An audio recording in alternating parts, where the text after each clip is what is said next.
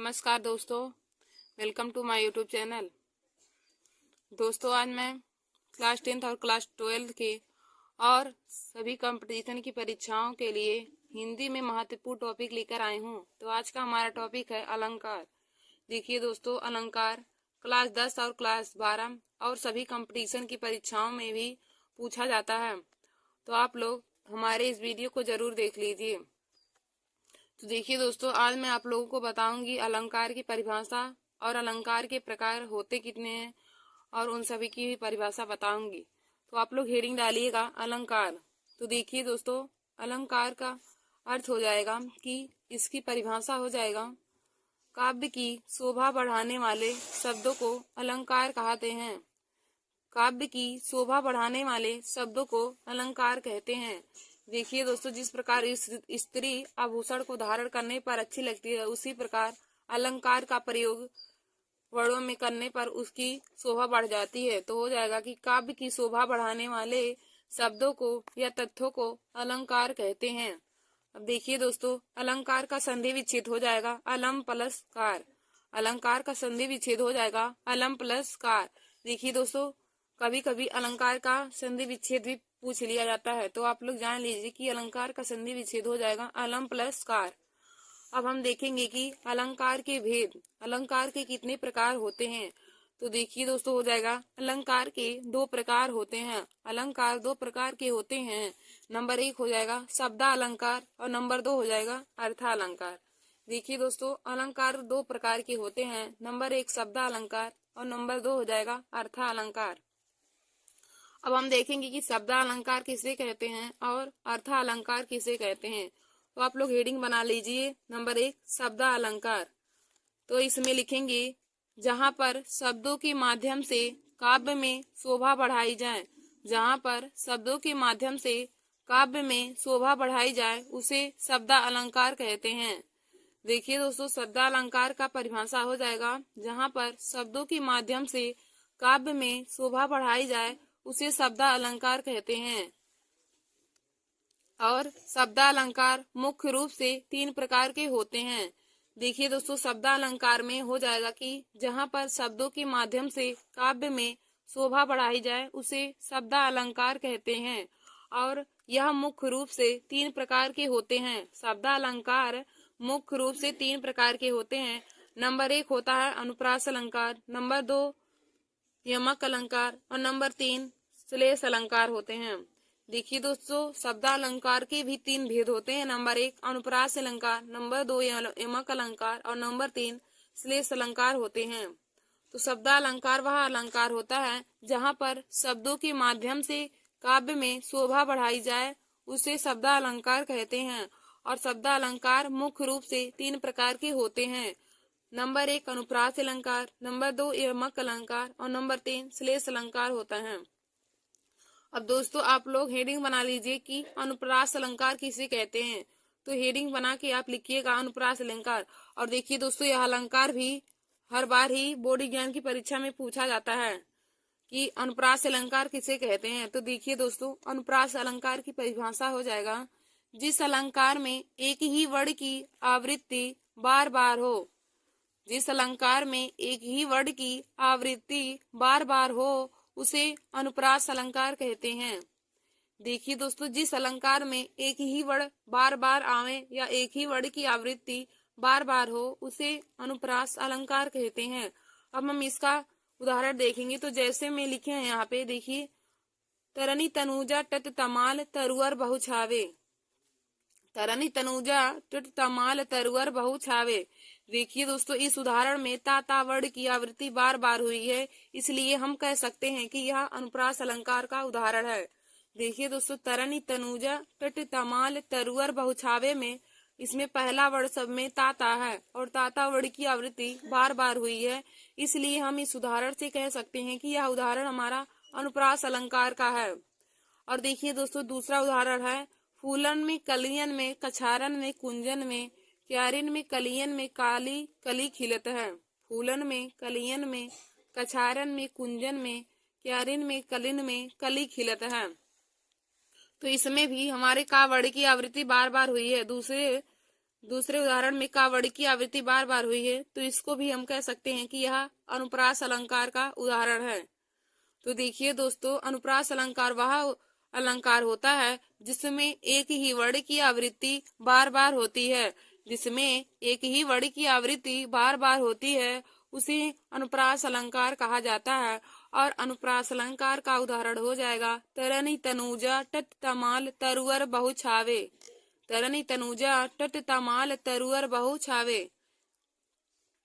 या फिर आप सभी कह सकते हैं कि चंदू के चाचा ने चंदू की चाची को चांदनी चौक पर चांदी के चम्मच से चटनी चटाई। इसमें भी देखिए दोस्तों, चा वर्ण की आवृत्ति बार बार हुई है, तो उसको भी हम अनुप्रास अलंकार का उदाहरण कह सकते हैं। देखिए दोस्तों, जिस भी उदाहरण में एक ही वर्ण की आवृत्ति बार बार होगी, आप लोग उसे अनुप्रास अलंकार जान लीजिए कि वह अनुप्रास अलंकार का उदाहरण होगा। फिर देखिए दोस्तों, हमारा दूसरा है यमक अलंकार। दूसरा है यमक अलंकार। तो यमक अलंकार की परिभाषा देखेंगे कि जहाँ पर एक शब्द दो या दो से अधिक बार आवे। जिस उदाहरण में या जिस अलंकार में एक शब्द दो या दो से अधिक बार आवे लेकिन दोनों बार उनका अर्थ अलग अलग हो, उसे हम यमक अलंकार कहते हैं। देखिए दोस्तों, यमक अलंकार की परिभाषा हो जाएगा कि जहाँ पर या फिर जिस अलंकार में एक शब्द दो या दो से अधिक बार आवे लेकिन दोनों बार उनका अर्थ अलग अलग हो, उसे यमक अलंकार कहते हैं। देखिए दोस्तों, यमक अलंकार क्या होता है कि जिस उदाहरण में या जिस अलंकार में एक शब्द दो बार आए लेकिन दोनों बार उनका अर्थ अलग अलग हो जाए। जैसे कोई एक ही शब्द दो बार आए, एक ही बार आए लेकिन दोनों बार उनका अर्थ अलग अलग हो, तो उसे हम यमक अलंकार कहते हैं। देखिए दोस्तों, यहाँ पे जैसे हमने उदाहरण लिया है कि तीन बेर खाती है कि तीन बेर खाएगी। तीन बेर खाती है कि तीन बेर खाएगी। अब देखिए दोस्तों, इसके स्पष्टीकरण में हो जाएगा। इस उदाहरण के स्पष्टीकरण में देखिए, यहाँ पे बेर शब्द दो बार आया है। यहाँ पर बेर शब्द दो बार आया है और देखिए दोस्तों, दोनों बार बेर का अर्थ अलग हो जाएगा। एक बेर का अर्थ हो जाएगा समय और एक बेर का अर्थ हो जाएगा खाने वाला बेर। एक बेर का अर्थ समय हो जाएगा और दूसरे बेर का अर्थ हो जाएगा खाने वाला। तो देखिए दोस्तों, यमक अलंकार का परिभाषा होता है कि जिस अलंकार में एक शब्द दो बार या दो से अधिक बार आए लेकिन दोनों बार उनका अर्थ अलग अलग हो, यानी कि दोनों बार उनका अर्थ समान ना हो बल्कि अलग अलग हो, तो उसे हम यमक अलंकार का उदाहरण कहते हैं। तो यहाँ पे देखिए, उदाहरण में हमने लिया है तीन बेर खाती है कि तीन बेर खाएगी। अब देखिए दोस्तों, यहाँ पे उदाहरण में दो बार बेर आया, एक बार यहाँ पे आया है, एक बार यहाँ पर। अब एक बेर का अर्थ हो जाएगा कि समय और एक बेर का अर्थ हो जाएगा खाने वाला बेर, यानी कि जिसको आप लोग बैर कहते हैं, वही हो जाएगा। और हम लोग जैसे दूसरा यहाँ पे उदाहरण लेते हैं, तो दूसरा उदाहरण है काली घटा की घमंड घटा। देखिए दोस्तों, दूसरा है उदाहरण काली घटा की घमंड घटा। अब देखिए दोस्तों, काली घटा की घमंड घटा में हमारा घटा शब्द दो बार आया है। एक बार यहाँ पे घटा शब्द आया है, एक बार यहाँ पर भी आया है। अब देखिए दोस्तों, यहाँ पर भी घटा का अर्थ दोनों बार अलग अलग होगा। तो एक घटा का अर्थ बादल हो जाएगा और दूसरे घटा का अर्थ कम हो जाएगा, यानी कि कम होना एक घटा का अर्थ हो जाएगा और एक घटा का अर्थ हमारा बादल हो जाएगा। तो दोस्तों, आशा करती हूँ कि आप लोगों को यमक अलंकार का परिभाषा समझ में आया होगा। तो यमक अलंकार की परिभाषा होता है कि जहाँ पर एक शब्द दो या दो से अधिक बार आवे, जहाँ पर या जिस अलंकार में एक शब्द दो या दो से अधिक बार आवे कि लेकिन दोनों बार उनका अर्थ अलग अलग हो, दोनों बार उनका अर्थ अलग अलग हो, उसे यमक अलंकार कहते हैं। और यमक अलंकार का परिभाषा हो जाएगा तीन बेर खाती है कि तीन बेर खाएगी। तीन बेर खाती है कि तीन बेर खाएगी। तो यहाँ पे एक बेर का अर्थ समय हो जाएगा और दूसरे बेर का अर्थ खाने वाला बेर, यानी कि बैर हो जाएगा। और दोस्तों, हमने यहाँ पे दूसरा उदाहरण लिया है कि काली घटा की घमंड घटा। काली घटा की घमंड घटा। अब देखिए दोस्तों, इस उदाहरण में हमारा घटा शब्द दो बार आया है, तो एक घटा का अर्थ बादल हो जाएगा और दूसरे घटा का अर्थ कम होने से हो जाएगा। तो एक घटा का अर्थ बादल हो जाएगा और दूसरा घटा का मतलब कम हो जाएगा। और देखिए दोस्तों, आप लोग तीसरा उदाहरण भी लिख सकते हैं कनक कनक ते सगुनी मादकता अधिकाय। कनक कनक ते सगुनी मादकता अधिकाय। या पावे बवराय जग व खावे बवराय। या खावे बवराय जग व पावे बवराय। अब देखिए दोस्तों, कनक कनक ते सगुनी मादकता अधिकाय। इस उदाहरण में कनक कनक हमारा शब्द जो कनक शब्द है वह दो बार आया है और लेकिन यहाँ पर भी कनक का अर्थ दोनों बार अलग अलग होगा। देखिए दोस्तों, एक कनक का अर्थ सोने से होता है और एक कनक का अर्थ धतूरा होता है। देखिए दोस्तों, जो व्यक्ति अधिक सोना पा जाता है तब भी वह पागल हो जाता है, या फिर जो व्यक्ति धतूरा खा लेता है वह भी पागल हो जाता है। तो आशा करती हूँ कि आप लोगों को सभी उदाहरण और उसमें प्रयुक्त शब्द का अर्थ पता चल गया होगा। तो आशा करती हूँ आप लोगों को यमक अलंकार बहुत अच्छे तरीके से समझ में आया होगा। अब हम आगे आप लोगों को श्लेष अलंकार बताते हैं। आगे हमारा है श्लेष अलंकार। तो देखिए दोस्तों, श्लेष अलंकार किसे कहते हैं? तो हो जाएगा जिस अलंकार में एक शब्द एक ही बार आवे, जिस अलंकार में एक शब्द एक ही बार आवे लेकिन उसका अर्थ अलग अलग हो, लेकिन उसका अर्थ अलग अलग हो, उसे श्लेष अलंकार कहते हैं। देखिए दोस्तों, श्लेष अलंकार क्या हो जाएगा कि जिस अलंकार में एक शब्द एक ही बार आवे लेकिन उनका अर्थ हर बार अलग अलग हो। यमक अलंकार में होता है कि एक शब्द दो या दो से अधिक बार आवे लेकिन दोनों बार उनका अर्थ अलग अलग हो। और जबकि श्लेष अलंकार हो जाएगा कि एक शब्द एक ही बार आवे लेकिन उनका अर्थ अलग अलग हो, तो उसे हम श्लेष अलंकार कहते हैं। अब दोस्तों, श्लेष अलंकार का यहाँ पे उदाहरण देखेंगे तो उदाहरण हो जाएगा चरण धरत चिंता करत चितवत चारहु ओर। चरण धरत चिंता करत चितवत चारहु ओर, सुबरन को खोजत फिरत कभी बेविचारी चोर। देखिए दोस्तों, श्लेष अलंकार का उदाहरण है चरण धरत चिंता करत चितवत चारहु ओर, सुबरन को खोजत फिरत कभी बेविचारी चोर। अब देखिए दोस्तों, हम इसके उदाहरण के अर्थ को बताते हैं आप लोग को। चरण धरत चिंता करत चितवत चारहु ओर। अब यहाँ पे हमारा देखिए सुबरन शब्द है। सुबरन शब्द यहाँ पे एक बार आया है, लेकिन हम इसके तीनों अर्थ बताते हैं। एक बार यहाँ पे आया है लेकिन इसका अर्थ अलग अलग होगा। देखिए दोस्तों, चरण धरत चिंता करत चितवत चारहु ओर, सुबरन को खोजत फिरत कभी बेविचारी चोर। देखिए दोस्तों, सुबरन माने होता है अच्छा, तो कवि व्यक्ति, कवि के लिए सुबरन का अर्थ हो जाएगा कि कवि हमेशा अच्छे वर्ण को खोजता है। अब बेविचारी का मतलब हो जाएगा दुष्ट व्यक्ति हमेशा सुंदर महिला को खोजता है। फिर हमारा चोर का अर्थ हो जाएगा कि चोर अच्छे धन को खोजता है, कभी अच्छे वर्ण को खोजेगा, और दुष्ट व्यक्ति सुंदर महिला को, और चोर व्यक्ति जो होता है वह अच्छे धन दौलत को ही खोजता है। तो यहाँ पे सुबरन शब्द है जो एक ही बार आया है और हमने इसका अलग अलग अर्थ आपको बता दिया है। तो देखिए दोस्तों, श्लेष अलंकार क्या होता है कि जिस अलंकार में एक शब्द एक ही बार आवे, जिस अलंकार में एक शब्द एक ही बार आवे लेकिन उसका अर्थ अलग अलग हो, लेकिन उसका अर्थ हर बार अलग अलग हो, तो उसे हम श्लेष अलंकार कहते हैं। और श्लेष अलंकार का उदाहरण हो जाएगा चरण धरत चिंता करत चितवत चारहु ओर। चरण धरत चिंता करत चितवत चारहु ओर, सुबरन को खोजत फिरत कभी बेविचारी चोर। सुबरन को खोजत फिरत कभी बेविचारी चोर। तो यहाँ पे जो सुबरन शब्द है इसी का अर्थ तीनों बार अलग अलग होगा, क्योंकि अच्छे वर्ण को हमेशा कवि खोजता है, और सुंदर महिला को दुष्ट व्यक्ति, और अच्छे धन दौलत को चोर व्यक्ति हमेशा खोजता है। तो दोस्तों, आशा करती हूँ कि आप लोगों को श्लेष अलंकार भी समझ में आया होगा और इसका उदाहरण भी। देखिए दोस्तों, आगे आप सब लोग देखेंगे अर्थालंकार। तो अर्थालंकार में परिभाषा हो जाएगा जिस अलंकार में अर्थों के माध्यम से काव्य की शोभा बढ़ाई जाए। जिस अलंकार में अर्थों के माध्यम से काव्य की शोभा बढ़ाई जाए उसे हम अर्थालंकार कहते हैं। अब देखिए दोस्तों, अर्थालंकार के भी तीन भेद होते हैं। नंबर 1 उपमा अलंकार, नंबर 2 रूपक अलंकार, और नंबर 3 उत्प्रेक्षा अलंकार हो जाएगा। तो अर्थालंकार के भी तीन भेद होते हैं। नंबर 1 उपमा अलंकार होता है, नंबर 2 रूपक अलंकार, और नंबर 3 उत्प्रेक्षा अलंकार हो जाएगा।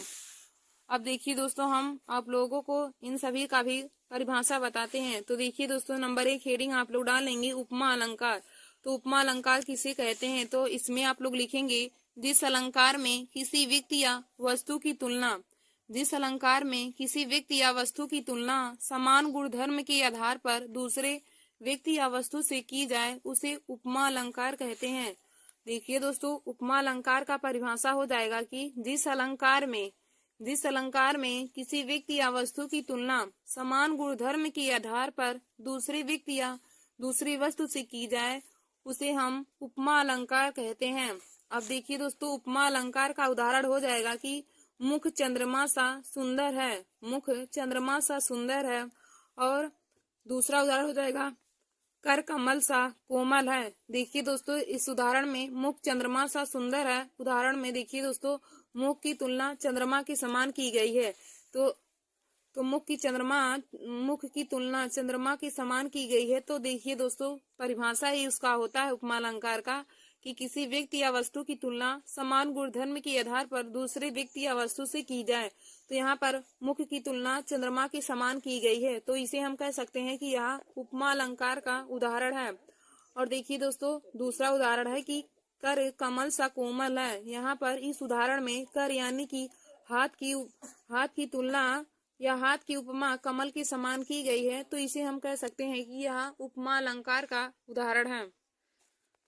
देखिए दोस्तों, उपमा अलंकार का क्या परिभाषा हो जाएगा। उपमा अलंकार है कि जिस अलंकार में किसी व्यक्ति या वस्तु की तुलना समान गुणधर्म के आधार पर दूसरे व्यक्ति या दूसरे वस्तु से की जाए, तो उसे हम उपमा अलंकार कहेंगे। तो उपमा अलंकार का उदाहरण हो जाएगा नंबर 1 मुख चंद्रमा सा सुंदर है, और नंबर दूसरा उदाहरण है कि कर कमल सा कोमल है। तो देखिए दोस्तों, जब भी इनका परिभाषा उदाहरण पूछे तो आप लोग इसी प्रकार ही बोर्ड एग्जाम की परीक्षा में लिखिएगा, वहाँ पे हेडिंग बना के और नीली पेन से लिख लीजिएगा। और देखिए दोस्तों, उदाहरण को काली पेन से लिखिएगा। और देखिए, हमने आप लोगों को उदाहरण और परिभाषा बता दिया। तो देखिए, उदाहरण में मुख चंद्रमा सा सुंदर है, यहाँ पर मुख की तुलना चंद्रमा के समान की गई है, तो हम इसे कह सकते हैं यह उपमा अलंकार का उदाहरण है। और दूसरे उदाहरण में कहा है कि कर कमल सा कोमल है, यानी कि हाथ की तुलना कमल के समान की गई है, तो इसे भी हम उपमा अलंकार का उदाहरण कह सकते हैं। फिर हमारा अगला देखिए है कि दोस्तों, अगला हम देखेंगे रूपक अलंकार। देखेंगे रूपक अलंकार किसे कहते हैं और उसका उदाहरण। तो रूपक अलंकार में लिखिएगा आप लोग, जिस अलंकार में उपमेय में उपमान का भेद रहित आरोप हो, जिस अलंकार में उपमेय में उपमान का भेद रहित आरोप हो, वहाँ रूपक अलंकार होता है। जिस अलंकार में उपमेय में उपमान का भेद रहित आरोप हो, वहाँ रूपक अलंकार होता है। और देखिए दोस्तों, रूपक अलंकार का उदाहरण हो जाएगा चरण कमल बंदो हरिदाई। चरण कमल बंदो हरिदाई। देखिए दोस्तों, यह उदाहरण बहुत ही इम्पोर्टेंट है, क्योंकि यह उदाहरण हर कंपटीशन की परीक्षाओं में देकर पूछ लेता है कि चरण कमल बंदो हरिदाई में कौन सा अलंकार है। तो देखिए दोस्तों, चरण कमल बंदो हरिदाई में रूपक अलंकार है। यह हर कंपटीशन की परीक्षा में पूछा जाता है उदाहरण। तो आप लोग इसे बहुत अच्छे तरीके से पहचान लीजिए और इसे अपने कॉपी में नोट कर लीजिए कि चरण कमल बंदो हरिदाई में रूपक अलंकार है। फिर हमारा अगला है दोस्तों उत्प्रेक्षा अलंकार। अगला हमारा हो जाएगा उत्प्रेक्षा अलंकार। तो उत्प्रेक्षा अलंकार में आप लोग लिखेंगे, देखिए दोस्तों, रूपक अलंकार में पहचानने का ट्रिक भी होता है कि रूपक अलंकार में हमारा बीच में डैश दिया होता है। यदि डैश देकर सी समान सरिस आ जाए तो वह उपमा अलंकार होता है, और लेकिन यदि सिर्फ डैश आ जाए तो वह हमारा रूपक अलंकार का उदाहरण होता है। तो मैंने आप लोगों को उपमा अलंकार और रूपक अलंकार का पहचानने का ट्रिक बता दिया। देखिए दोस्तों, उपमा अलंकार में होता है कि डैश देकर सी समान सरिस आ जाता है, तो वह उपमा अलंकार का उदाहरण होता है। और जबकि हमारा यदि केवल डैश देता है तो वह हमारा रूपक अलंकार का उदाहरण हो जाएगा। फिर हम अगला देखेंगे उत्प्रेक्षा अलंकार। उत्प्रेक्षा अलंकार किसे कहते हैं। तो देखिए दोस्तों, जिस अलंकार में उपमेय में उपमान की संभावना की जाए, जिस अलंकार में उपमेय में उपमान की संभावना की जाए उसे उत्प्रेक्षा अलंकार कहते हैं। देखिए दोस्तों, उत्प्रेक्षा अलंकार का परिभाषा हो जाएगा कि जिस अलंकार में उपमेय में उपमान की संभावना की जाए उसे उत्प्रेक्षा अलंकार कहते हैं।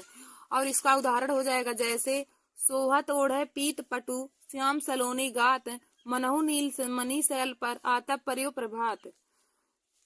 उत्प्रेक्षा अलंकार का परिभाषा उसका उदाहरण हो जाएगा कि सोहत ओढ़े पीत पटु श्याम सलोने गात मनहु नीलमणि शैल पर आतप पर्यो प्रभात।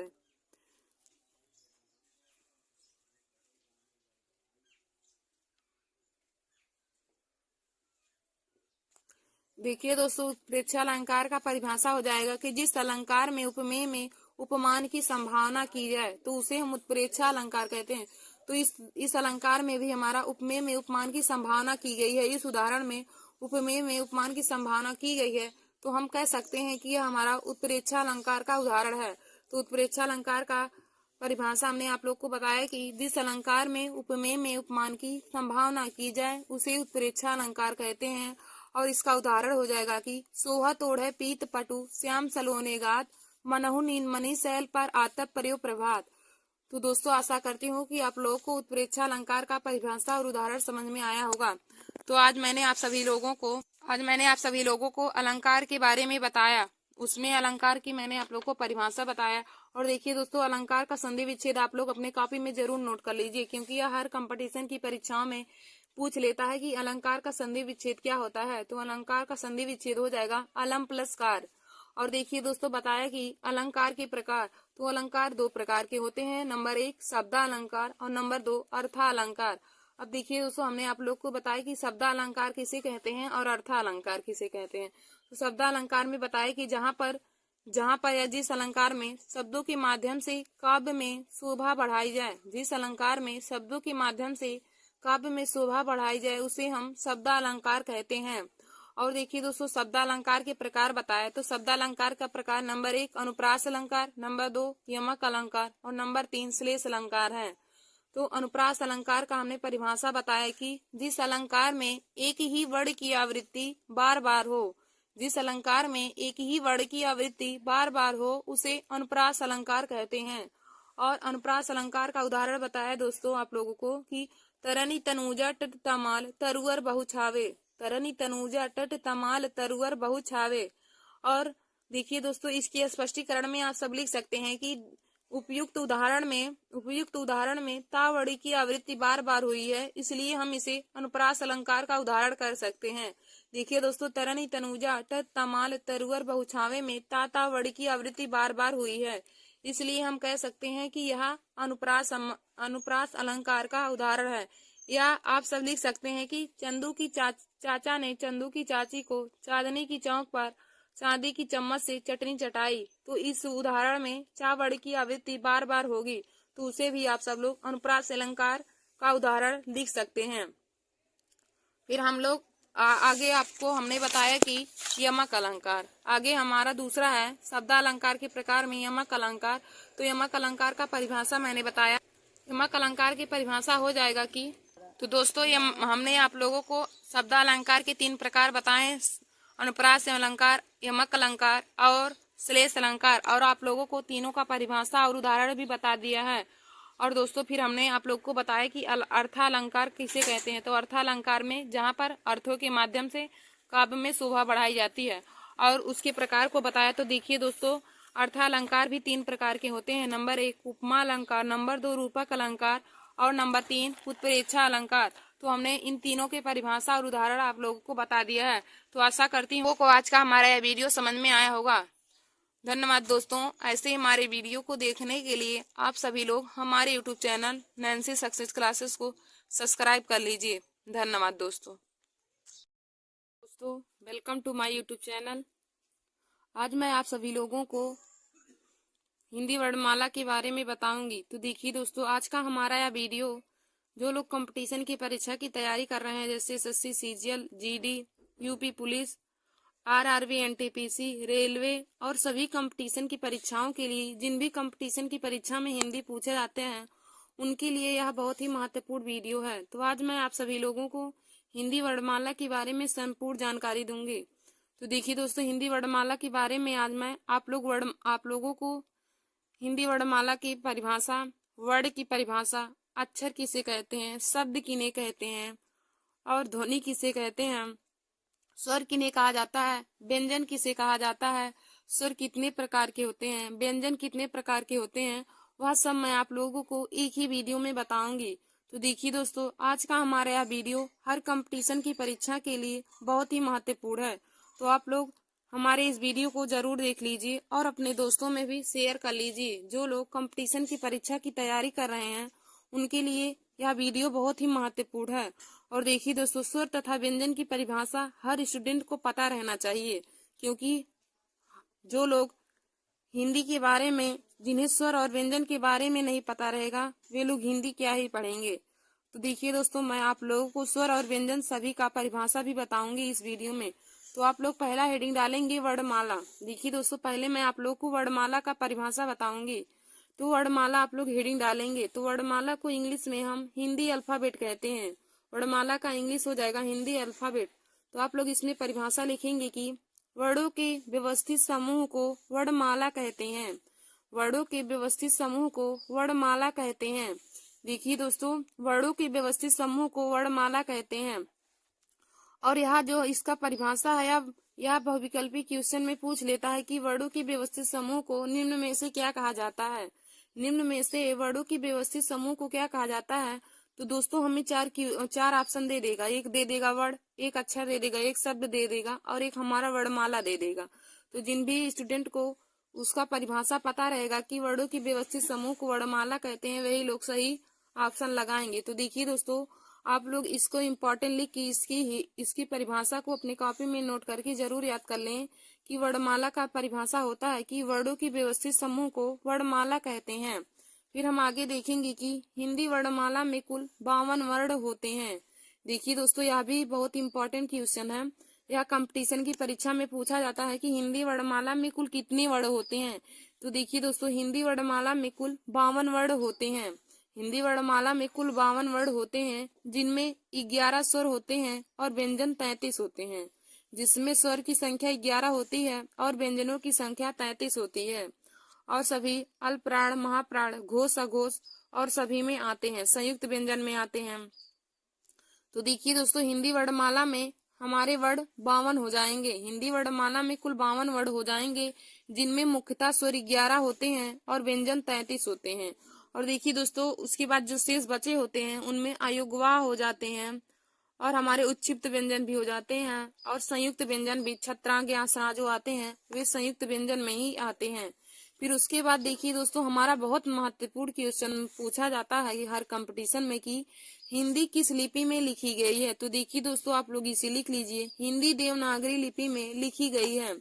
हिंदी किस लिपि में लिखी गई है, यह क्वेश्चन बहुत ही इम्पोर्टेंट है। तो आप लोग लिख लीजिएगा कि हिंदी देवनागरी लिपि में लिखी गई है। हिंदी किस लिपि में लिखी गई है, तो हिंदी देवनागरी लिपि में लिखी गई है दोस्तों। फिर हम अगला हेडिंग आप लोग डाल लीजिएगा वर्ण। अब दोस्तों, हम आप लोगों को वर्ण का परिभाषा बताएंगे कि वर्ण किन्हें कहते हैं। वर्ण या अक्षर एक ही होता है, जैसे छोटा आ हो गया वह एक वर्ण है तो उसको हम वर्ण कह सकते हैं। तो लिखेंगे इसमें परिभाषा की, भाषा की सबसे छोटी इकाई ध्वनि है। देखिए दोस्तों, जब भी आपसे पूछे कि भाषा की सबसे छोटी इकाई क्या है, तो आप लोग लिखेंगे भाषा की सबसे छोटी इकाई ध्वनि है। और ध्वनि के लिखित रूप को वर्ण द्वारा व्यक्त किया जाता है। भाषा की सबसे छोटी इकाई ध्वनि है और ध्वनि के लिखित रूप को वर्ण के द्वारा व्यक्त किया जाता है। तो वर्ण का परिभाषा हो जाएगा कि ध्वनि के लिखित रूप को ही वर्ण कहते हैं। ध्वनि के लिखित रूप को वर्ण कहते हैं। और ध्वनि का परिभाषा हो जाएगा कि भाषा की सबसे छोटी इकाई, भाषा की सबसे छोटी इकाई ध्वनि कहलाती है। और ध्वनि के लिखित रूप को वर्ण के द्वारा व्यक्त किया जाता है या ध्वनि के लिखित रूप को वर्ण कहते हैं। तो देखिए दोस्तों, इसमें मैंने आप लोग को दो परिभाषा बताया, एक ध्वनि का और एक वर्ण का। तो ध्वनि का डिफिनीशन हो जाएगा कि भाषा की सबसे छोटी इकाई ध्वनि होती है। भाषा की सबसे छोटी इकाई ध्वनि होती है या ध्वनि कहते हैं। और फिर वर्ण का परिभाषा हो जाएगा कि ध्वनि के लिखित रूप को वर्ण कहते हैं या ध्वनि के लिखित रूप को वर्ण के द्वारा व्यक्त किया जाता है।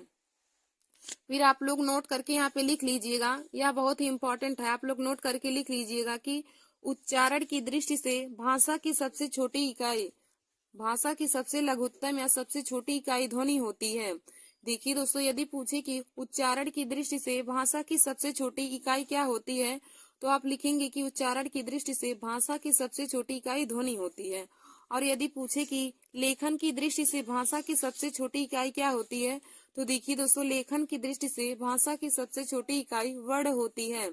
देखिए दोस्तों, हमने आप लोग को बताया, आप लोग नोट करके यहाँ पे लिख लीजिएगा। नोट हेडिंग बना के इसमें लिखेंगे कि उच्चारण की दृष्टि से, यदि पूछे कि उच्चारण की दृष्टि से भाषा की सबसे छोटी इकाई क्या होती है, तो देखिए दोस्तों, उच्चारण की दृष्टि से भाषा की सबसे छोटी इकाई ध्वनि होती है।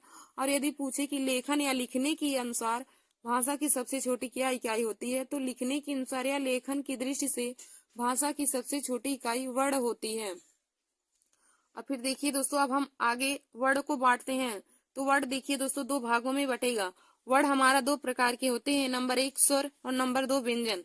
नंबर 1 स्वर हो जाएगा और नंबर 2 व्यंजन। अब देखिए दोस्तों, हम आप लोगों को स्वर के डिफिनीशन और उसके प्रकार के बताएंगे। तो देखिए दोस्तों, स्वर भी हमारा 3 प्रकार के होते हैं। अब स्वर में भी हम प्रकार देखेंगे तो स्वर 3 प्रकार के हो जाएंगे। नंबर 1 ह्रस्व स्वर, नंबर 2 दीर्घ स्वर, नंबर 3 प्लुप्त स्वर हो जाएंगे। स्वर हमारे 3 प्रकार के हो जाएंगे। नंबर 1 ह्रस्व स्वर, नंबर 2 दीर्घ स्वर और नंबर 3 प्लुप्त स्वर। और देखिए दोस्तों, व्यंजन, तो व्यंजन भी हमारे 3 प्रकार के हो जाएंगे। स्पर्श व्यंजन, अंतस्थ व्यंजन और ऊष्म व्यंजन। तो देखिए दोस्तों, वर्ण 2 प्रकार के होते हैं। नंबर 1 स्वर और नंबर 2 व्यंजन। और व्यंजन भी हमारे 3 प्रकार के हो जाएंगे। ह्रस्व स्वर, दीर्घ स्वर और प्लुप्त स्वर। और व्यंजन भी हमारे 3 प्रकार के हो जाएंगे। स्पर्श व्यंजन, अंतस्थ व्यंजन और ऊष्म व्यंजन। अब दोस्तों, पहले आप लोग हेडिंग डाल लीजिए। अब हमने आप लोगों को वर्ड का डिफिनीशन बता दिया है, तो आप लोग पहला हेडिंग डालेंगे स्वर। तो स्वर किन्हें कहते हैं, मैं आप लोगों को उनका परिभाषा बताऊंगी। तो देखिए दोस्तों, आप लोग हेडिंग डालेंगे स्वर। तो देखिए दोस्तों, पहला हेडिंग आप लोग डालेंगे स्वर। तो स्वर किन्हें कहते हैं, तो इसमें लिखेंगे जिस वर्ड के उच्चारण में किसी अन्य वर्ड की सहायता नहीं होती है। जिस वर्ड के उच्चारण में किसी अन्य वर्ड की सहायता से नहीं बोले जाते हैं। या देखिए दोस्तों, स्वर का डिफिनीशन क्या हो जाएगा स्वर का, कि जो वर्ड किसी अन्य वर्ड की सहायता से ना बोले जाएं, जो वर्ड किसी अन्य वर्ड की सहायता से ना बोले जाएं, उन्हें स्वर कहा जाता है। जो वर्ड अन्य किसी वर्ड की सहायता से ना बोले जाएं, उन्हें स्वर कहा जाता है। जिस वर्ड के उच्चारण में, या आप लोग लिख सकते हैं कि जिस वर्ड के उच्चारण में अन्य किसी वर्ड की सहायता नहीं होती है, उन्हें स्वर कहा जाता है। जिस वर्ड के उच्चारण में अन्य किसी वर्ड की सहायता न ली जाए, उन्हें स्वर कहा जाता है। तो देखिए दोस्तों, मैंने आप लोग को बताया स्वर का डिफिनीशन क्या हो जाएगा, कि जिस वर्ड के उच्चारण में अन्य किसी वर्ड की सहायता नहीं होती है, जिस वर्ड के उच्चारण में अन्य किसी वर्ड की सहायता नहीं होती है, उन्हें हम स्वर कहते हैं। और देखिए दोस्तों, फिर हम आगे लिखेंगे कि हिंदी वर्णमाला में स्वरों की संख्या मुख्यतः 11 होती है। हिंदी वर्णमाला में स्वरों की संख्या 11 होती है। देखिए दोस्तों, जब भी आपसे क्वेश्चन पूछे कि हिंदी वर्णमाला में स्वरों की संख्या कितनी होती है, तो आप लोग बताएंगे कि हिंदी वर्णमाला में स्वरों की संख्या 11 होती है। और हमारे 11 स्वर कौन कौन से हैं, तो देखिए दोस्तों, हो जाएगा छोटा, बड़ा, छोटी, बड़ी, छुटाऊ, बड़ाऊ, इरी, ए, ऐ, ओ और औ। देखिए दोस्तों, छोटा से लेकर औ तक हमारे 11 जो हैं, यह सभी स्वर हैं। छोटा से लेकर औ तक जो हैं, यह सभी स्वर हैं। और जो अंक और आहा होते हैं, वह हमारे अयुग्वाह में आते हैं। अंक और आहा को छोड़कर जो छोटा से औ तक होते हैं, वह सभी स्वर में आते हैं। और अंक और आहा जो दोस्तों, वह अयुग्वाह में आते हैं। और देखिए दोस्तों, आप लोग नोट बनाकर लिख लीजिएगा कि उच्चारण के आधार पर स्वरों की संख्या।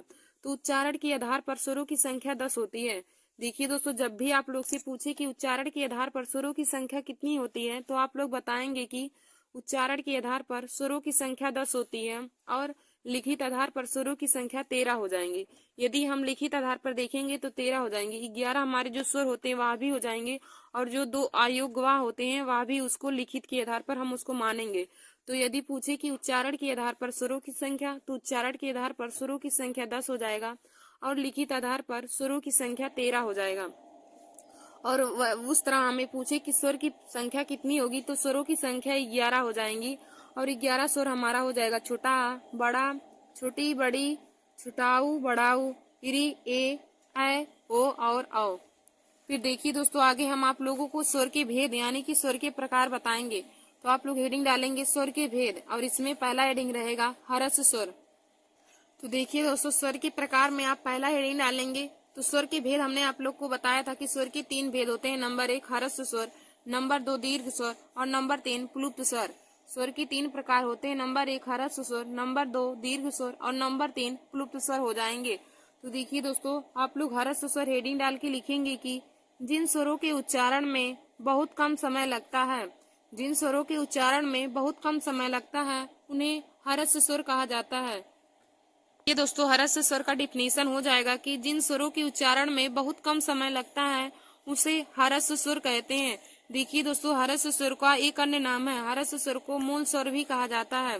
तो देखिए, हम लिखेंगे कि ह्रस्व स्वरों की संख्या हिंदी वर्णमाला में 4 होती है। ह्रस्व स्वरों की संख्या हिंदी वर्णमाला में 4 होती है। और हमारे ह्रस्व स्वर कौन कौन से होते हैं, तो छोटा, छोटी, छोटाऊ और इरी। छोटा छोटी छोटाऊ और इरी, देखिए दोस्तों यह हरस स्वर हैं। छोटा छोटी छोटाऊ इरी यह हरस स्वर हैं। तो हरस स्वरों की संख्या हिंदी वर्णमाला में 4 हो जाएंगी। तो हरस स्वर का डिफिनीशन हो जाएगा कि जिन स्वरों के उच्चारण में बहुत कम समय लगता है उन्हें हरस स्वर कहते हैं। फिर हम अगला हेडिंग डालेंगे दीर्घ स्वर। तो आप लोग दीर्घ स्वर में डिफिनीशन लिखेंगे कि जिन स्वरों के उच्चारण में हरस स्वर से 2 गुना समय लगता है। जिन स्वरों के उच्चारण में हरस स्वर से 2 गुना समय लगता है उसे दीर्घ स्वर कहते हैं। देखिए दोस्तों दीर्घ स्वर का डिफिनीशन हो जाएगा कि जिन स्वरों के उच्चारण में हरस स्वर से 2 गुना समय लगता है उसे दीर्घ स्वर कहते हैं। और हिंदी वर्णमाला में दीर्घ स्वरों की संख्या 7 होती है। आप लोग लिखेंगे कि हिंदी वर्णमाला में दीर्घ स्वरों की संख्या 7 होती है। और हमारे दीर्घ स्वर कौन कौन से हो जाएंगे? बड़ा, बड़ी, बड़ाऊ, ऐ, ओ और औ। दीर्घ स्वर हो जाएंगे दोस्तों बड़ा, बड़ी, बड़ाऊ, ऐ, ओ और औ। तो हिंदी वर्णमाला में दीर्घ स्वरों की संख्या 7 हो जाएंगी। फिर हम अगला हेडिंग देखेंगे प्लुप्त स्वर। स्वर के प्रकार में तीसरा है प्लुप्त स्वर। तो प्लुप्त स्वर का परिभाषा हो जाएगा दोस्तों जिन स्वरों के उच्चारण में हरस स्वर से 3 गुना समय लगता है। जिन स्वरों के उच्चारण में हरस स्वर से 3 गुना समय लगता है उन्हें प्लुप्त स्वर कहते हैं। तो देखिए दोस्तों प्लुप्त स्वर का उदाहरण हो जाएगा जैसे ओम है, रोम है, भैया है। तो देखिए दोस्तों मैंने आप लोगों को हरस स्वर, दीर्घ स्वर और प्लुप्त स्वर ये तीनों स्वर के प्रकार है उनको भी बता दिया है। तो देखिए दोस्तों हरस स्वर क्या होते हैं कि जिन स्वरों के उच्चारण में बहुत कम समय लगता है उसे हरस स्वर कहते हैं। और हरस स्वर का एक नामान्य होता है। तो हरस स्वर को मूल स्वर भी कहा जाता है। देखिए दोस्तों कभी कभी कंपटीशन की परीक्षा में पूछता है कि मूल स्वरों की संख्या कितना होती है। तो देखिए दोस्तों मूल स्वरों की संख्या 4 होती है। मूल स्वर को ही हरस स्वर कहते हैं। तो मूल स्वरों की संख्या 4 हो जाएंगी। मूल स्वर हमारे होते हैं छोटा, छोटी, छोटाऊ और इरी। मूल स्वर होते हैं छोटा, छोटी, छोटाऊ और इरी। फिर हमारा दूसरा हेडिंग हो जाएगा कि दीर्घ स्वर। तो दीर्घ स्वर क्या होते हैं? जिन स्वरों के उच्चारण में हरस स्वर से 2 गुना समय लगता है। और देखिए दोस्तों दीर्घ स्वरों की संख्या हिंदी वर्णमाला में 7 होती है। फिर हमारा अगला हो जाएगा प्लुप्त स्वर। तो प्लुप्त स्वर का परिभाषा क्या हो जाएगा कि जिन वर्णों के उच्चारण में हरस स्वर से 3 गुना समय लगता है। जिन स्वरों के उच्चारण में हरस स्वर से 3 गुना समय लगता है उन्हें प्लुप्त स्वर कहलाता है। तो देखिए दोस्तों आप लोग इसे अपने कॉपी में नोट कर लीजिएगा। हरस स्वर, दीर्घ स्वर और प्लुप्त स्वर के बारे में आप लोग इनका डिफिनीशन भी लिख लीजिएगा। और देखिए दोस्तों जो यहाँ मैंने आप लोग को नोट में बनवाया है आप लोग नोट करके अपने कॉपी में लिख लीजिएगा कि उच्चारण के आधार पर स्वरों की संख्या 10 होती है, लिखित के आधार पर स्वरों की संख्या 13 होती है। धन्यवाद दोस्तों। ऐसे ही हमारे वीडियो को देखने के लिए आप सभी लोग हमारे YouTube channel Nancy success classes को सब्सक्राइब कर लीजिए। दोस्तों आगे हम आप लोगों के लिए एक दूसरा वीडियो बनाएंगे जिसमें हम आप लोगों को व्यंजन के प्रकार, संयुक्त व्यंजन, ऊष्म व्यंजन, अंतस्थ व्यंजन उन सभी के बारे में आप लोगों को बताएंगे। तो दोस्तों आज के लिए बस इतना ही। आप लोग इसे अपनी कॉपी में जरूर नोट कर लीजिए। और देखिए दोस्तों आज का हमारा वीडियो हर कंपटीशन की परीक्षा के लिए बहुत ही महत्वपूर्ण है। तो आप लोग इसे अपने कॉपी में नोट करके इसे तैयार कर लीजिएगा। धन्यवाद दोस्तों। नमस्कार दोस्तों, welcome to my YouTube channel. आज मैं आप सभी लोगों को हिंदी में मोस्ट इम्पॉर्टेंट टॉपिक बताऊंगी। तो देखिए दोस्तों आज का यह वीडियो हमारा SSC GD, RRB, NTPC, railway police, UP police और सभी कंपटीशन की परीक्षाओं के लिए है। देखिए दोस्तों सभी प्रतियोगी परीक्षाओं में हमें स्पर्श व्यंजन, अंतस्थ व्यंजन, ऊष्म व्यंजन एवं संयुक्त व्यंजन के बारे में पूछा जाता है। तो दोस्तों आज मैं आप सभी लोगों को इन्हीं सभी का डिफिनीशन और उनकी संख्या कितनी होती है उन सभी को बताऊंगी। तो दोस्तों आप लोग हमारे इस वीडियो को जरूर देख लीजिए और अपने दोस्तों में भी शेयर कर लीजिए। तो देखिए दोस्तों पहले हम आप लोगों को बताएंगे इन सभी लोगों का डिफिनीशन और वे कितने प्रकार के होते हैं, उनकी कितनी संख्या होती है, उन सभी को मैं बताऊंगी। तो दोस्तों पहले आप देखिए, आप हेडिंग डालेंगे स्पर्श व्यंजन। आप लोगों को मैं पहले बताऊंगी कि स्पर्श व्यंजन किन्हें कहा जाता है। तो आप लोग हेडिंग डाल लीजिए स्पर्श व्यंजन। तो इनका डिफिनीशन लिखेंगे कि जिन व्यंजनों का उच्चारण करते समय हवा, कंठ तालु, मूर्धा, दांत एवं ओष्ठों का स्पर्श करके मुख से बाहर आती है। जिन व्यंजनों का उच्चारण करते समय, देखिए दोस्तों, स्पर्श व्यंजन का हम परिभाषा लिखेंगे कि जिन व्यंजनों का उच्चारण करते समय, जिन व्यंजनों का उच्चारण करते समय हवा कंठ, तालु, मूर्धा, दांत या ओठों का स्पर्श करके मुख से बाहर आती है, उसे स्पर्श व्यंजन कहते हैं। देखिए दोस्तों, स्पर्श व्यंजन की परिभाषा हो जाएगा कि जिन व्यंजनों का उच्चारण करते समय, जिन व्यंजनों का उच्चारण करते समय हवा कंठ, कामतालु, कामामूर्धा, कामादांत या ओठों का स्पर्श करके मुख से बाहर आती है, मुख से बाहर आती है, उसे स्पर्श व्यंजन कहते हैं। अब दोस्तों, हम आप लोग को बताएंगे कि स्पर्श व्यंजन की संख्या कितनी होती है। तो देखिए दोस्तों, हिंदी वर्णमाला में स्पर्श व्यंजनों की संख्या 25 होती है। हिंदी वर्णमाला में स्पर्श व्यंजनों की संख्या 25 होती है और यह का से लेके माँ तक होते हैं। तो आप लोग इसका मतलब ट्रिक जान सकते हैं कि स्पर्श व्यंजन का ट्रिक कम होता है, यानी कि का से लेकर माँ तक, यानी कि का वर्ग हो जाएगा हमारा, का वर्ग हो जाएगा, चा वर्ग हो जाएगा, टा वर्ग, ता वर्ग और पा वर्ग। तो यह पांच वर्गों में हमारा 25 व्यंजन आ जाएगा और जिनको हम स्पर्श व्यंजन कहते हैं। 25 आ जाएगा जिन्हें स्पर्श व्यंजन कहा जाता है। तो का वर्ग से लेकर पा वर्ग तक हमारे स्पर्श व्यंजन होते हैं और स्पर्श व्यंजन के याद करने का ट्रिक है कम, यानी का से माँ तक। तो स्पर्श व्यंजनों की संख्या 25 होती है। देखिए दोस्तों, स्पर्श व्यंजन की संख्या 25 होती है। फिर हम अगला आप लोग को बताएंगे अंतस्थ व्यंजन। हमारा अगला है हेडिंग है अंतस्थ व्यंजन। फिर हम अगला आप लोग को बताएंगे दोस्तों अंतस्थ व्यंजन। तो आप लोग हेडिंग डाल लीजिए अंतस्थ व्यंजन। तो इसका परिभाषा हो जाएगा जिन व्यंजनों का उच्चारण करते समय, जिन व्यंजनों का उच्चारण स्वर व व्यंजनों के मध्य होता है, जिन व्यंजनों का उच्चारण स्वर व व्यंजनों के मध्य होता है उन्हें अंतस्थ व्यंजन कहा जाता है।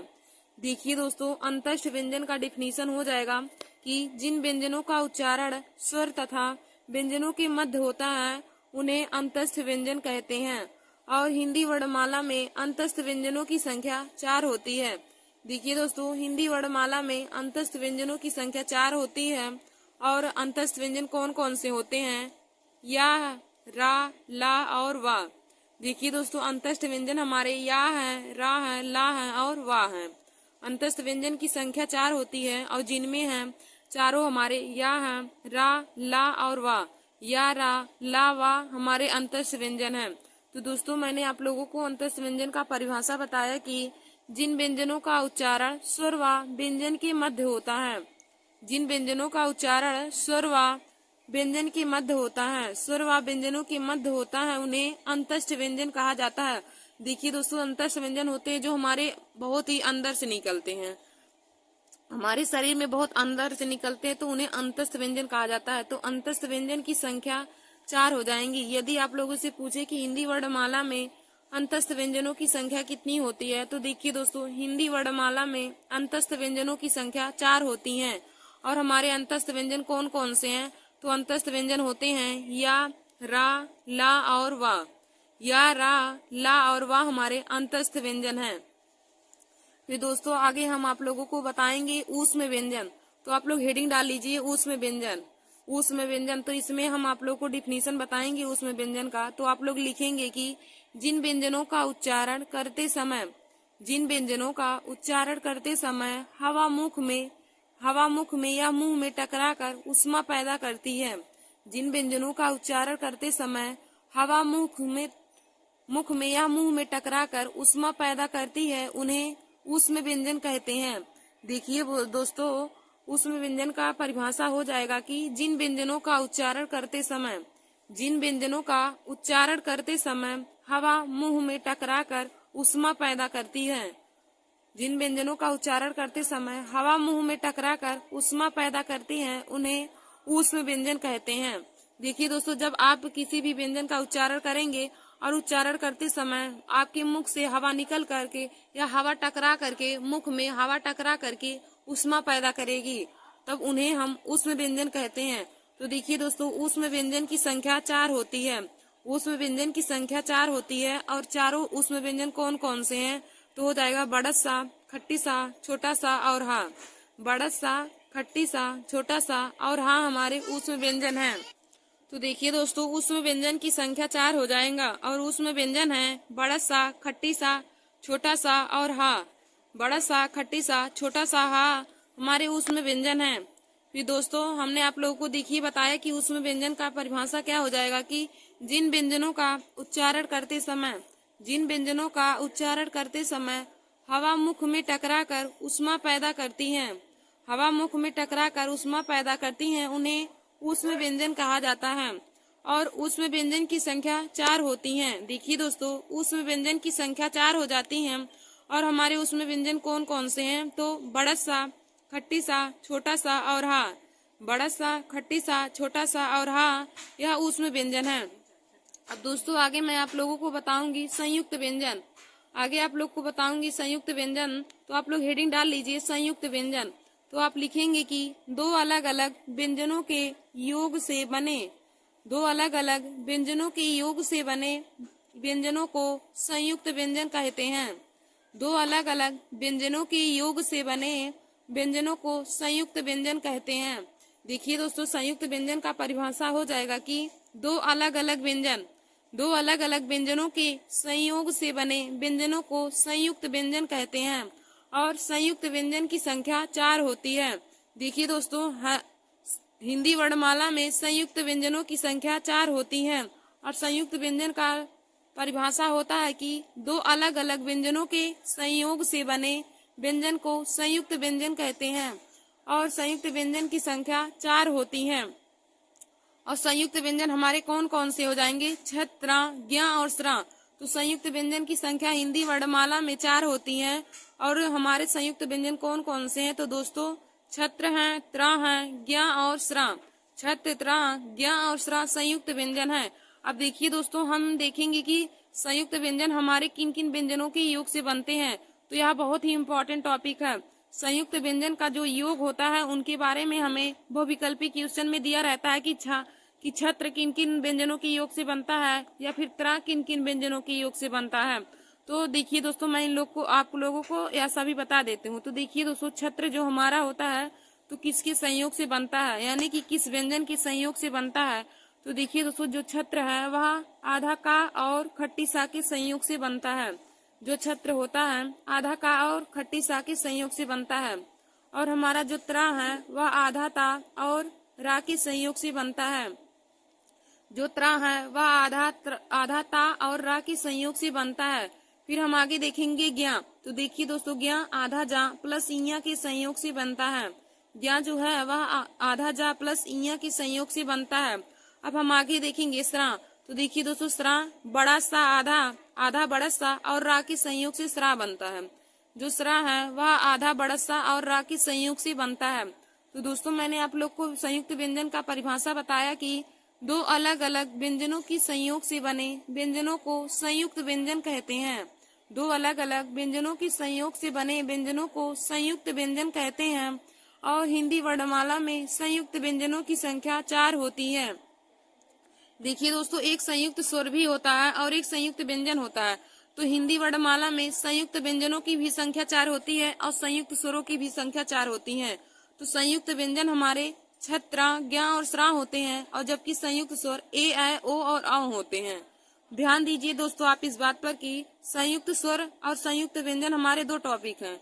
हिंदी वर्णमाला में संयुक्त व्यंजनों की संख्या भी 4 होती है और संयुक्त स्वरों की भी संख्या 4 होती है। तो संयुक्त स्वर हमारे ए, ऐ, ओ, औ होते हैं। तो आप लोग लिख लीजिएगा कि संयुक्त स्वर हमारे 4 होते हैं, ए, ऐ, ओ और औ। और संयुक्त व्यंजनों की भी संख्या 4 होती है। तो संयुक्त व्यंजन हमारे होते हैं छ, त्र, ज्ञ और स्र। देखिए दोस्तों, संयुक्त व्यंजन होते हैं छ, त्र, ज्ञ और स्र। तो आशा करती हूँ कि आप लोगों को संयुक्त व्यंजन और संयुक्त स्वर में अंतर पता चल गया होगा। देखिए दोस्तों, संयुक्त व्यंजन और संयुक्त स्वर दोनों की संख्या 4 होती है, लेकिन संयुक्त स्वर हमारे ए, ऐ, ओ, औ होते हैं और जबकि संयुक्त व्यंजन छ, त्र, ज्ञ और स्र होते हैं। तो देखिए दोस्तों, आज मैंने आप सभी लोगों को स्पर्श व्यंजन, अंतस्थ व्यंजन, ऊष्म व्यंजन और संयुक्त व्यंजन का परिभाषा और उनकी संख्या को बता दिया है। तो एक बार मैं फिर से आप लोगों को सभी का परिभाषा और उनकी संख्या बता देती हूँ। तो आप लोग इसे अपने कॉपी में जरूर नोट कर लीजिएगा, क्योंकि देखिए दोस्तों हर कंपटीशन की परीक्षा में जिनमें हिंदी आती है उनमें इनसे संबंधित मोस्ट इम्पोर्टेंट क्वेश्चन पूछे जाते हैं और बहुत से लोग इन्हीं सभी क्वेश्चन में फंस जाते हैं। तो दोस्तों आप लोग हमारे इस वीडियो को जरूर देख लीजिए और अपने दोस्तों में भी शेयर कर लीजिएगा। तो दोस्तों पहले आप लोग हेडिंग डालेंगे स्पर्श व्यंजन। आप लोग हेडिंग डाल लीजिए स्पर्श व्यंजन। तो स्पर्श व्यंजन का परिभाषा हो जाएगा कि जिन व्यंजनों का उच्चारण करते समय हवा कंठ, तालु, मूर्धा, दांत या ओष्ठों का स्पर्श करके मुख से बाहर आती है उसे स्पर्श व्यंजन कहते हैं। देखिए दोस्तों स्पर्श व्यंजन का परिभाषा हो जाएगा कि जिन व्यंजनों का उच्चारण करते समय हवा कंठ कामा, तालु कामा, मूर्धा कामा, दांत या ओष्ठों का स्पर्श करके मुख से बाहर आती है तो उन्हें स्पर्श व्यंजन कहते हैं। और देखिए दोस्तों हिंदी वर्णमाला में स्पर्श व्यंजन की संख्या 25 होती है। हिंदी वर्णमाला में स्पर्श व्यंजन की संख्या 25 होती है और हमारे स्पर्श व्यंजन का से लेकर माँ तक होते हैं। तो कम इसका ट्रिक है। स्पर्श व्यंजन को याद करने का ट्रिक दोस्तों आप लोग कम लिख लीजिएगा। कम यानी कि का से लेकर माँ तक हमारे जितने भी वर्ड आते हैं वह सभी स्पर्श व्यंजन होते हैं। हमारे देखिए दोस्तों कम में हमारे कौन कौन से वर्ग आ जाएंगे। स्पर्श व्यंजन की संख्या में का वर्ग आ जाएगा, चा वर्ग आ जाएगा, टा वर्ग आ जाएगा और पा वर्ग। का वर्ग, चा वर्ग, टा वर्ग, ता वर्ग और पा वर्ग, यह सभी 5 वर्ग हमारे स्पर्श व्यंजन की श्रेणी में आते हैं। इन सभी वर्गों को यानी कि 5 वर्गों को स्पर्श व्यंजन कहा जाता है। अब दोस्तों आगे हम आप लोगों को अंतस्थ व्यंजन के बारे में बताएंगे। तो आप लोग हेडिंग डाल लीजिए अंतस्थ व्यंजन। तो इसमें लिखेंगे अंतस्थ व्यंजन का परिभाषा हो जाएगा कि जिन व्यंजनों का उच्चारण स्वर व व्यंजनों के मध्य होता है, जिन व्यंजनों का उच्चारण स्वर व व्यंजनों के मध्य होता है उन्हें अंतस्थ व्यंजन कहते हैं। देखिए दोस्तों अंतस्थ व्यंजन का डिफिनीशन हो जाएगा कि जिन व्यंजनों का उच्चारण करते समय या जिन व्यंजनों का उच्चारण स्वर व व्यंजन के मध्य होता है उन्हें अंतस्थ व्यंजन कहते हैं। और हिंदी वर्णमाला में अंतस्थ व्यंजनों की संख्या 4 होती है। देखिए दोस्तों हिंदी वर्णमाला में अंतस्थ व्यंजनों की संख्या 4 होती है और हमारे अंतस्थ व्यंजन कौन कौन से हैं तो या हैं रा, ला और वा। या, रा, ला और वा अंतस्थ व्यंजन है। फिर हमारा अगला हमने आप लोग को बताया था ऊष्म व्यंजन। तो देखिए दोस्तों अगला ऊष्म व्यंजन है। तो आप लोग ऊष्म व्यंजन हेडिंग डाल के इसमें परिभाषा लिखेंगे कि जिन व्यंजनों का उच्चारण करते समय हवा मुख में टकराकर ऊष्मा पैदा करती है उन्हें ऊष्म व्यंजन कहते हैं। देखिए दोस्तों ऊष्म व्यंजन का परिभाषा हो जाएगा कि जिन व्यंजनों का उच्चारण करते समय हवा मुंह में टकराकर ऊष्मा पैदा करती हैं उन्हें ऊष्म व्यंजन कहते हैं। अब देखिए दोस्तों हिंदी वर्णमाला में ऊष्म व्यंजनों की संख्या 4 होती है। हिंदी वर्णमाला में ऊष्म व्यंजन की संख्या 4 होती है। तो ऊष्म व्यंजन की संख्या 4 होती है तो हमारे कौन कौन से ऊष्म व्यंजन होते हैं तो देखिए दोस्तों बड़त सा, खट्टी सा, छोटा सा और हा। बड़त सा, खट्टी सा, छोटा सा और हा यह हमारे ऊष्म व्यंजन है। तो ऊष्म व्यंजन की संख्या 4 होती है। फिर हम आगे देखेंगे संयुक्त व्यंजन।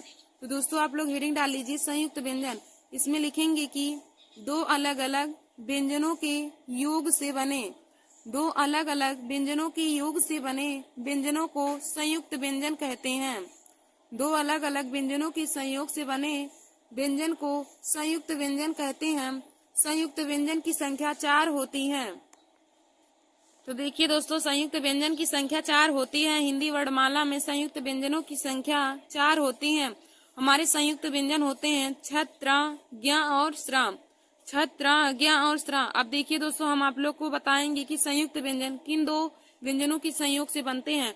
तो देखिए दोस्तों जो हमारा छत्र होता है वह आधा का और खट्टी सा के संयोग से बनता है। छत्र जो होता है वह आधा का और खट्टी सा के संयोग से बनता है। और जो त्रा होता है वह आधा ता प्लस रा के संयोग से बनता है। और जो ज्ञ है वह आधा जा प्लस इया के संयोग से बनता है। जो ज्ञ होता है वह आधा जा और इया के संयोग से बनता है। फिर देखिए दोस्तों जो सरा होता है वह आधा बड़स्सा और रा के संयोग से बनता है। जो स्रा होता है आधा बड़स्सा और रा के संयोग से बनता है। तो दोस्तों हमने आप लोग को बताया कि संयुक्त व्यंजनों की संख्या हिंदी वर्णमाला में 4 होती है। और देखिए दोस्तों, एक होता है कि संयुक्त या संयुक्त व्यंजन है और एक संयुक्त स्वर भी होता है। तो संयुक्त स्वरों की भी संख्या 4 होती है और हमारे संयुक्त स्वर ए, ऐ, ओ, औ होते हैं। तो दोस्तों आप लोग संयुक्त स्वर को भी अपने कॉपी में नोट कर लीजिएगा कि संयुक्त स्वरों की संख्या 4 होती है, जो होते हैं ए, ऐ, ओ और औ। तो देखिए दोस्तों, संयुक्त स्वर का भी वही परिभाषा हो जाएगा कि दो अलग अलग स्वरों के। देखिए संयुक्त व्यंजन में होता है कि दो अलग अलग व्यंजनों के संयोग से बने व्यंजन को संयुक्त व्यंजन कहते हैं। और संयुक्त स्वर का परिभाषा हो जाएगा कि दो अलग अलग स्वरों के संयोग से बने स्वरों को संयुक्त स्वर कहते हैं। और संयुक्त स्वरों की भी संख्या हिंदी वर्णमाला में 4 होती है। तो संयुक्त स्वर होते हैं ए, ऐ, ओ और औ। तो देखिए दोस्तों, आप लोग इम्पोर्टेंट टॉपिक में लिख लीजिएगा कि स्पर्श व्यंजनों की संख्या। तो स्पर्श व्यंजन की संख्या हिंदी वर्णमाला में 25 होती है। हिंदी वर्णमाला में स्पर्श व्यंजन की संख्या 25 होती है। तो हमारे स्पर्श व्यंजन का से लेके माँ तक होते हैं। फिर आप लोग दूसरा लिख लीजिएगा कि अंतस्थ व्यंजन। फिर देखिए दोस्तों, अंतस्थ व्यंजन। तो अंतस्थ व्यंजन की संख्या हिंदी वर्णमाला में 4 होती है। हमारे अंतस्थ व्यंजन होते हैं या, रा, ला और वा। और देखिए दोस्तों, हमारा तीसरा था कि ऊष्म व्यंजन। तो हिंदी वर्णमाला में ऊष्म व्यंजन की भी संख्या 4 होती है। हिंदी वर्णमाला में ऊष्म व्यंजन की भी संख्या 4 होती है। और ऊष्म व्यंजन हमारे कौन कौन से होते हैं? तो बड़ा सा, खट्टी सा, छोटा सा और हाँ ऊष्म व्यंजन होते हैं। फिर दोस्तों हमने आप लोग को अगला बताया कि संयुक्त व्यंजन। तो हिंदी वर्णमाला में संयुक्त व्यंजन की संख्या 4 होती है। और संयुक्त व्यंजन हमारे होते हैं छ, त्रा, ज्ञ और स्रा। और देखिए दोस्तों, हमने आप लोग को बताया संयुक्त स्वर। तो आप लोग संयुक्त स्वर भी लिख लीजिएगा अपने कॉपी में। तो संयुक्त स्वर हमारे ए, ऐ, ओ और औ होते हैं। संयुक्त स्वर ए, ऐ, ओ, औ होते हैं। और संयुक्त व्यंजन छ, त्रा, ज्ञ और स्रा होते हैं। तो देखिए दोस्तों, छत्र जो हमारा होता है वह आधा का और खट्टी सा के संयोग से बनता है। जो त्रा है आधा ता प्लस रा के संयोग से बनता है। और जो ज्ञ है वह आधा जा प्लस ई के संयोग से बनता है। और जो स्रा है वह आधा बड़स सा और रा के संयोग से बनता है। तो देखिए दोस्तों, आज हमने आप लोगों को स्पर्श व्यंजन, अंतस्थ व्यंजन, ऊष्म व्यंजन और संयुक्त व्यंजन के बारे में बहुत ही अच्छे तरीके से बता दिया। और इनकी परिभाषा के साथ साथ इनकी संख्या को भी बता दिया कि कौन कौन से हमारे अंतस्थ व्यंजन होते हैं, ऊष्म व्यंजन, संयुक्त व्यंजन और हमारे संयुक्त स्वर होते हैं। तो आप लोग इन्हें अपनी कॉपी में नोट कर लीजिएगा।